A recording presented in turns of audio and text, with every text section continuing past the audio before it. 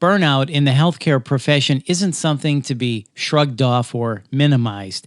It's an important topic worthy of discussion. So, with us is an expert from the Children's Health Resilience, Integrated Ethics, Staff Support, and Engagement Team, also known as RISE, to address the reality of burnout in the healthcare profession, the importance of self care, and how they help support and navigate the healthcare staff in times of need. This is Pediatric Insights, Advances in Innovations with Children's Health, where we explore the latest in pediatric care and research. I'm Bill Klaproth.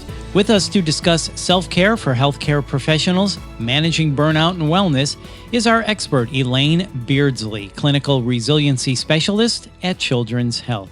Elaine, thank you so much for your time. It's great to talk with you. First off, can you explain a little bit about the RISE team at Children's Health and what your team specializes in? Yeah, thank you so much. So RISE stands for Resilience, Integrated Ethics, Staff Support, and Engagement. And what RISE does is it provides many different services, specializing in really providing support to all of the staff members across the children's healthcare team. And it sounds like support is needed for healthcare professionals. So, how long has the RISE team existed and how was it created? So the RISE team was created by Stacy Smith in 2016, and it was initially developed to develop a service for moral distress. And how she did that was she developed a training where a volunteer cohort would go through the training. And now there's about 70 who have either completed the training or who are in the training. And what the cohort would do is they would be available to meet with staff members related to moral distress or ethical issues. But additional needs kind of arose through that. And what they found was that there were additional issues such as caregiver grief, resilience needs, and support after an adverse event or education. So last summer, Stacy advocated for the core RISE team to grow, and we call that Revitalized RISE. So now there is myself, who is in charge of the resilience arm. There's Jessica Rumalot, who is in charge of integrated ethics. And then Leslie Leach, who does staff support, which is either one-to-one or group psychological first aid after an adverse event or an unexpected outcome. And then we all do education around all of that. So this covers a lot of ground. So there obviously is a lot of need. You mentioned things such as moral distress, ethical issues, caregiver grief, resilience needs, support after an adverse event, and even education. So there's a lot of issues that healthcare providers have to deal with. So can you share statistics on burnout when it comes to healthcare professionals? Burnout really is almost being seen as an epidemic right now. There's a lot of different inventories that assess burnout. One of the gold standards is called the Maslach Burnout Inventory. And recent studies have shown that burnout is growing, and the range is 40 to 70% between nurses, physicians, students, social workers, and all other healthcare team members, leaders, even non-clinical roles. Because it's 40 to 70%, and that has increased in the last 5 to 10 years, the likelihood is very high that either individually we could experience it or that we can experience somebody around us in our team, coworkers also having burnout. That's a great point.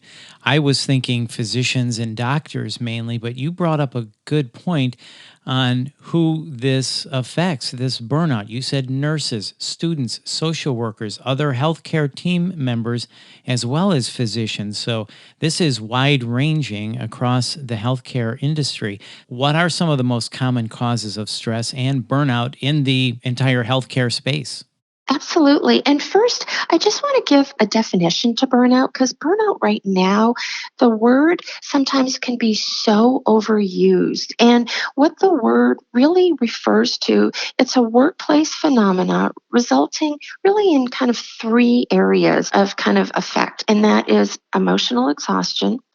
We're just physically, emotionally depleted. And then depersonalization, whereas we develop a negativity or cynicism towards situations and others. And then a decreased personal achievement where we feel like we're not making a difference. And it really results from kind of a compilation of the demands and the perceived barriers of frustrations of not making a difference. But closely related to burnout are other constructs like compassion fatigue, where there's an ongoing strain of just providing that deep, empathetic, and compassionate care in very hard situations. There's vicarious trauma, where we are hearing and watching and caring for people who've experienced such traumatic events. And then I mentioned earlier moral distress. But there's also second victim, where if there was an error or an adverse event, we feel responsible and the effects. So all of these can result in emotional exhaustion and can potentiate developing burnout. To directly answer your question, what kind of lends itself more to burnout? It's a fast paced, high intensity environment where there may be a high demand in relation to the hours in the day to do the work. We go home feeling like maybe we have a bigger to-do list or we didn't get all our work done. There may be a perceived decreased level of control that we don't have a say in really the autonomy of our work, or we don't have a voice in how the work is done. Also, if there's a decreased feeling of mutual respect, if we feel somebody may be judging us or that there's not direct support for us, those can lend itself more to burnout. And then, as I mentioned, in addition to that, just the ongoing emotional drain of hearing other stories, seeing the suffering in relation to those workplace demands can lend itself to burnout. So there's many different components to burnout. Thank you for sharing those with us. The list is really long and people can be suffering from any one of these or probably a combination of these. You were talking about emotional exhaustion, negativity, decrease in personal achievement, compassion fatigue, moral distress. There's a lot of things that can ail our healthcare professionals. So although, and especially now during COVID-19, oh my goodness, although it may be difficult to avoid burnout altogether, what are some important self-care tips for healthcare staff that may help alleviate complete burnout? Can you share some of those tips with us? Absolutely. I think first is self awareness because chronic levels of stress can be with us. And when they are with us, we don't even know when we are in such a heightened level of stress. And with all the research that has been done, chronic levels of stress are so damaging to the body. So, first and foremost, when you're at work, doing a check in every couple of hours just to kind of improve our self awareness abilities and check in and see where we're at. Have we even stopped? Have we taken deep breaths? Have we had something to drink? Have we gone to the bathroom or eaten anything? Really honing in on that self awareness, first and foremost, just to check in.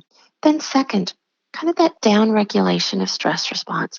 If we find when we do check in that self awareness, yeah, we are feeling quite stressed, do something to break that fight or flight response. Take just even 2 to 3 slow, deep abdominal breaths. Just some of these breaths just to recenter and kind of slow us down. Can also do a cold water splash to the face. At that time, drink something. Only takes 2 minutes to do this. Often, when we are having such high levels of stress, that's when we tend to judge ourselves. Provide ourselves with some self compassion. When you're just checking in and you take those deep breaths, Just connect with yourself and say, I am doing the best I can right now. And instead of judging, just offer yourself some self compassion. And then later, after you get home, find a place to unburden, a place to process all the difficult emotions. It's through processing comes insight, connection to maybe a larger meaning, or maybe we might learn something. We might recognize, even though it was really difficult, or maybe even though I don't feel like I responded in the best way, I might learn something. That gives ourselves permission to then close it and move on. It can also connect us to our strengths and our values. So, to unburden, find someone to talk to who will listen, not fix it, but who will listen. You can journal, you can go on nature walks, engage in some mindfulness exercises, or then, of course, spiritual practices. And then, so important is to find ways to experience positive emotion through gratitude or optimism. Definitely find time for meaningful relationships. And even in COVID, that can be very difficult, but find other ways to still connect and have that meaningful support. Animals, some people find such positive kind of replenishing energy by being with dogs, cats, or whatever animal they love. And then find joyful activities that just reconnect us to a sense of peace, a sense of meaning. And then find ways to create balance. Now, this is hard. All of this can be very difficult, but are there some boundaries that we need to set? And that might mean, turning off electronics, turning off the news, setting a ritual between leaving work and then coming to home. And then finally, healthy habits. And this cannot be understated. Really ensuring that we do have a healthy diet, that we're getting enough exercise, and absolutely that we're getting enough sleep. All of these can help provide some self care and just re nurturing activities amidst all of the stress. That's so important, Elaine. I'm just going to quickly try to recap those great steps you gave us. And I love how you said chronic levels of stress are so damaging to the body. So we need to find ways to lower that stress. And you mentioned one, self awareness. Understand that you are under stress, down regulation of stress. Give yourself self compassion. Try to unburden yourself. Find someone to talk to that will just listen to you. Find positive emotion and gratitude. Create balance and then work on those healthy habits. What a great list and a great way for us to, as you put it, down regulate that stress. So, then when it comes to specifically the RISE team, what support does the RISE team offer to children's health members that may need support? We are continually expanding our services based on what needs arise, but we offer quite a bit. And some of what that includes is resilience education to help people connect with their resilience factors. Everybody has them. And through stress, that can kind of diminish. So we offer resilience education. We offer mindfulness exercises. I already mentioned that we offer moral distress education and a consulting service to develop into becoming a member of a consulting service. And then we offer one to one or group peer support after a traumatic or adverse event, just to unburden and to allow someone to tell their story. What has really kind of come apparent as a result of not only COVID, but all of the racial injustice and health inequities that have come, we are offering a place really for virtual groups to come together and to unburden and just to share both all those difficult emotions that they're feeling, but also the positive and their strengths or areas of gratitude. And what we're finding is just having that place provides a safe place for people to start connecting to their insights and connecting to meaning. And often it even strengthens the team because they're hearing things from people that they may not have heard before. So it just really kind of humanizes people. It's not therapy, it's a place for unburdening. And then through all of this, we offer education. education and awareness on all of those different constructs, just to heighten awareness, to start creating a language so we can normalize talking about all of this. So valuable that Children's Health offers the RISE program. Do you have any advice for other health systems that may be looking for ways to support their staff in this area? First off, identify what resources there are currently. So, even in addition to RISE, there is the pastoral care team, and then there's the employee assistance program. Knowing what resources are currently already in. For other healthcare systems, there may be local unit support systems that need to be expanded or replicated in other areas. So find out first off, do a needs assessment to see currently what's already there that we could maybe capitalize on.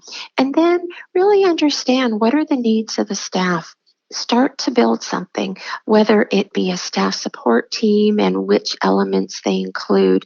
Often organizations already have so many elements of this. They just need to kind of pull it together and then advertise it out.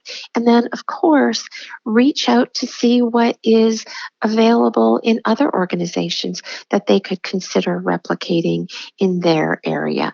And definitely we welcome, questions to us on how to do that. And when we help our healthcare workers, ultimately, we're helping the people that we serve, our patients and the community. Is that right? That's absolutely correct. The more that we can focus on the caregiver and the care of the team, even the non-clinical, the more that we focus on their well-being, ultimately the better care that they're going to provide and the stronger team, the supporting and just a nurturing environment to learn, grow, and to care will be provided. Absolutely. Right. This has really been fascinating. Thank you for talking to us about the RISE team. Elaine, is there anything else you would like to share with us?